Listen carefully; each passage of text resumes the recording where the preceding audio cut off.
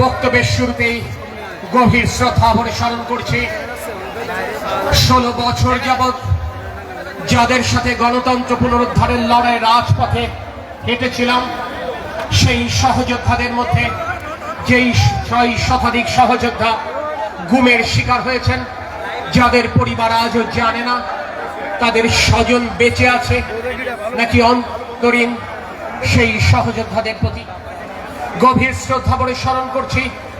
সহস্রাধিক সহযোদ্ধাদের, যাদের রক্তের, যাদের আত্মত্যাগের বিনিময়ে আজকে গণতন্ত্র উদ্ধারের প্রাথমিক ধাপটি আমরা পার করতে সক্ষম হয়েছি। গভীর শ্রদ্ধা ভরে স্মরণ করছি সর্বশেষ ছাত্র গণ আন্দোলনে শাহাদত বরণ করা আমাদের সন্তান তুল্য, আমাদের ছোট ভাই তথা সমাজের বিভিন্ন শ্রেণী পেশার মানুষ, যাদের আত্মত্যাগে শেখ হাসিনা ওয়াজেদকে 5ই আগস্ট বাংলাদেশ ছেড়ে পালিয়ে তার নিজ দেশে আশ্রয় গ্রহণ করতে হয়েছে।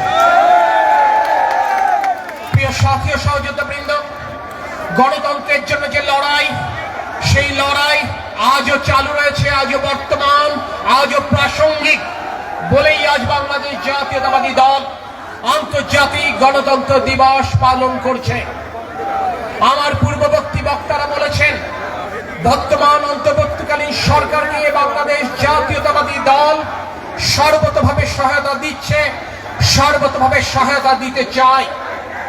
কিন্তু জাতীয়তাবাদী দলের একজন ক্ষুদ্র কর্মী হিসেবে আমার দুটি প্রশ্ন অন্তর্বর্তীকালীন সরকারের, যেই প্রশ্ন খুলনার এই গণতন্ত্রকামী মানুষের মাধ্যমে আজকের এই মঞ্চ থেকে আমি উপস্থাপন করতে চাই। জনাব আলী ইমাম মজুমদার, যিনি সাবেক ক্যাবিনেট সচিব ছিলেন 11 সরকারের, যিনি একদা ক্যাবিনেট সচিব ছিলেন, আজকে যিনি পালিয়ে নিজের জীবন বাঁচিয়েছেন শেখ হাসিনা ওয়াজেদ, তাকে প্রধান উপদেষ্টার বিশেষ সহকারী কেন বানানো হলো সে ব্যাপারে আমার কোনো প্রশ্ন নেই।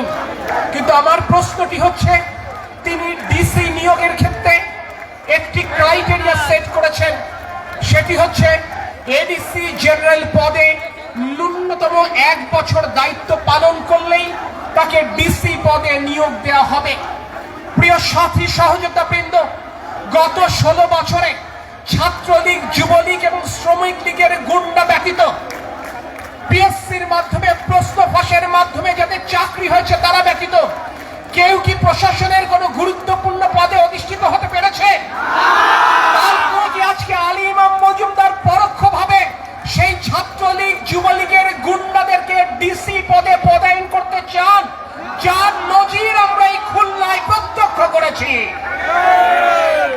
আমার আরেকটি প্রশ্ন, তিনি আরেকটি ক্রাইটেরিয়া সেট করেছেন, সেটি হচ্ছে মন্ত্রণালয়ের সচিব হতে হলে এডিশনাল সেক্রেটারি পদে ন্যূনতম 1 বছরের দায়িত্ব পালন করতে হবে।